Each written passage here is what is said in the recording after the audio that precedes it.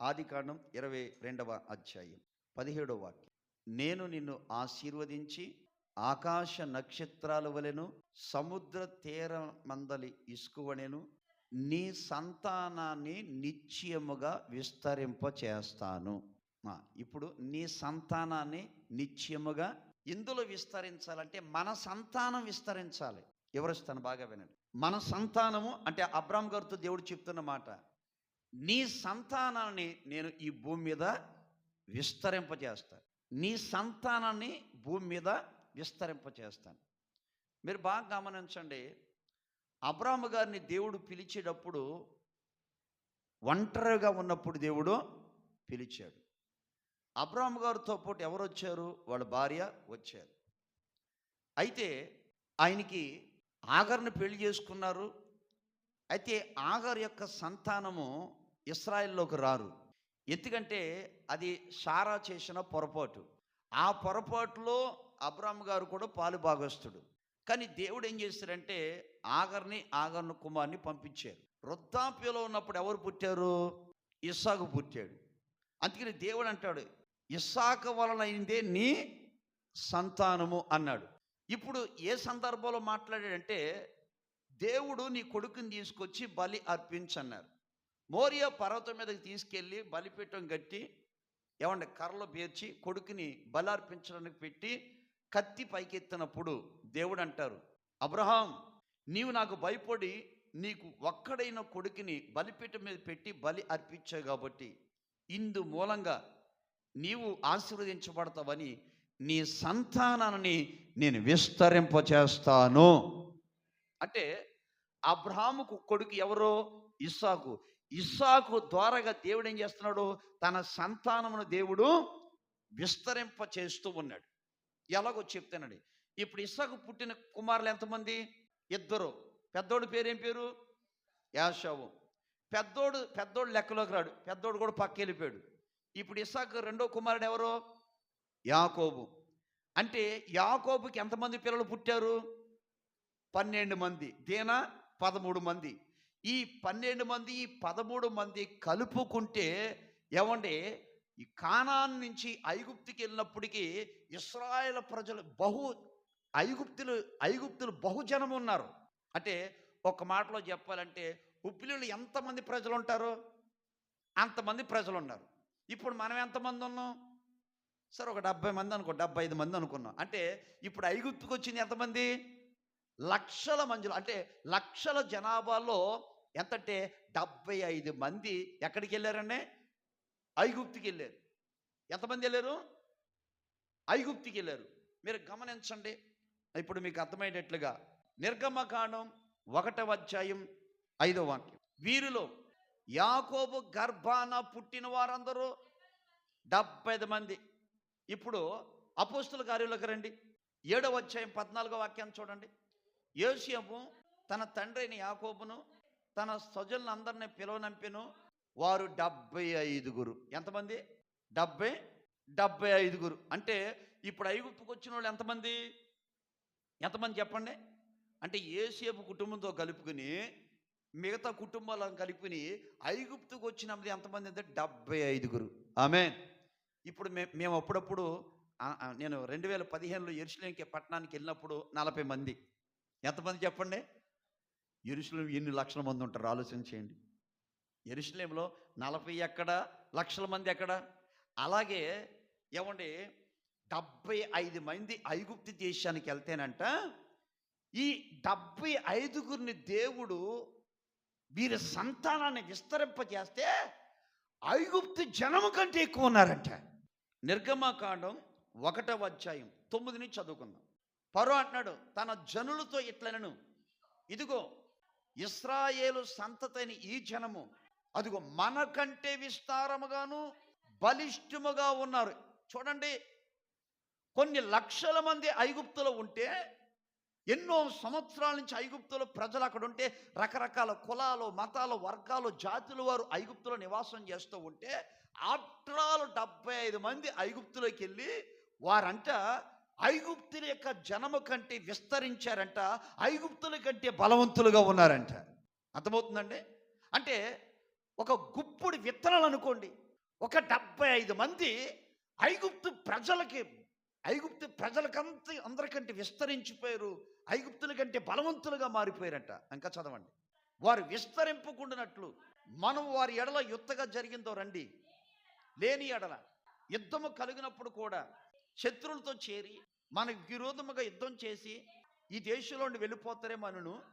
కాబట్టి వారి మీద పెట్టిన భారములలో శ్రమ పెట్టుటకు వెట్టి పనులు చేయించే అధికారులను వారి మీద నియమింపగా వారు పరో కొరకు అయినను ఐగుప్తీలు శ్రమ పొట్టి చూడండి, అయినను ఐగుప్తీలు వారిని ఎంత బాధ పెట్టారో వారు విస్తరించి ప్రబలేరు గనుక. అంటే వాళ్ళు అన్నారంట, రాజు ఇప్పుడు పరో అంటే ఎవరో తండ్రి స్థానంలో ఉన్నాడు. చెప్పండి ఎవరండి? ఇప్పుడు ఐగుప్తు రాజు అంటే ఎవరో తండ్రి స్థానం.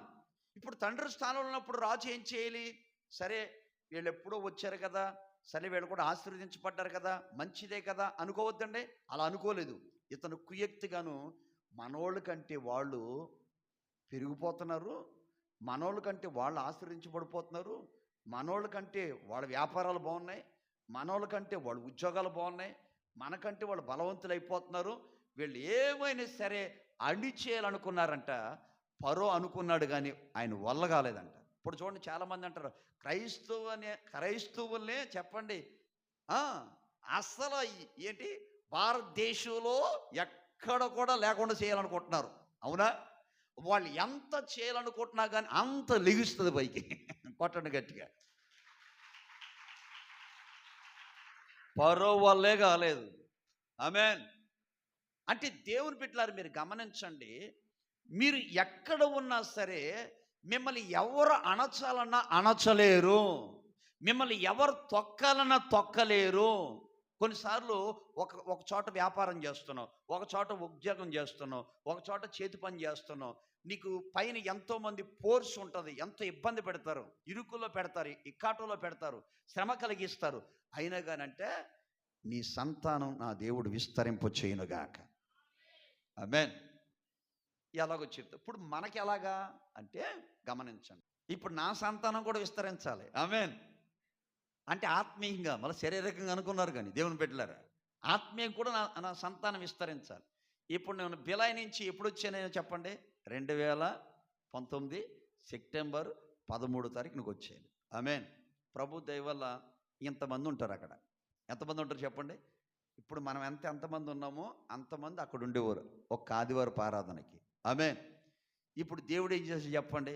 బల్లారాధన కొత్త మందిరం సరిపోకుండా చేశాడు దేవుడు. అంటే దాని అర్థం ఏంటంటే సంతానం విస్తరించిందా లేదా? చెప్పండి. సంతానం విస్తరించిందా లేదా? ఆత్మలు విస్తరించినే లేదా?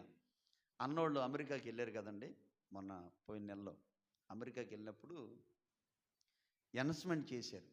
మొత్తం అమెరికాలోనూ ఆ యొక్క చాలా గ్రామాలు ఉన్నాయంటే కొంతమంది సహకరించలేదంట.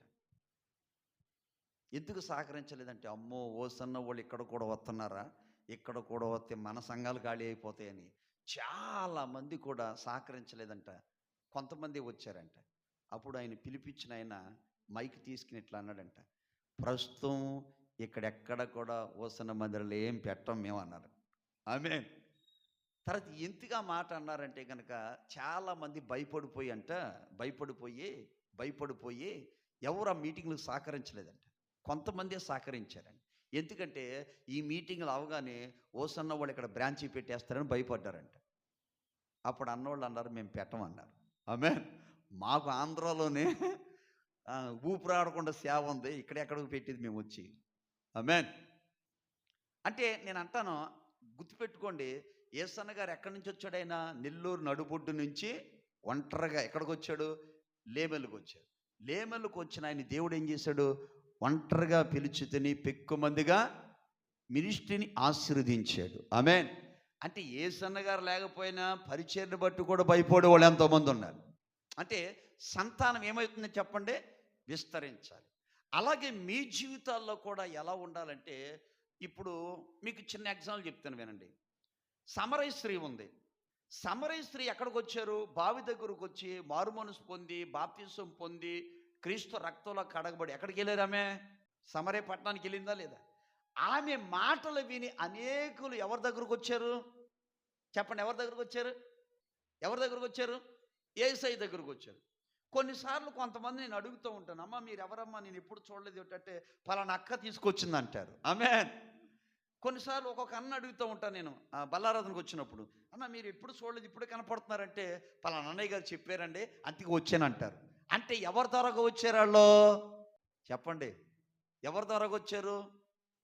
పలానా అక్క ద్వారాగా, పలానా అన్న ద్వారాగా వచ్చారంటే వారి ద్వారా కూడా సంతానం ఏమవుతుంది చెప్పండి? విస్తరిస్తూ ఉన్నది. ఆమేన్.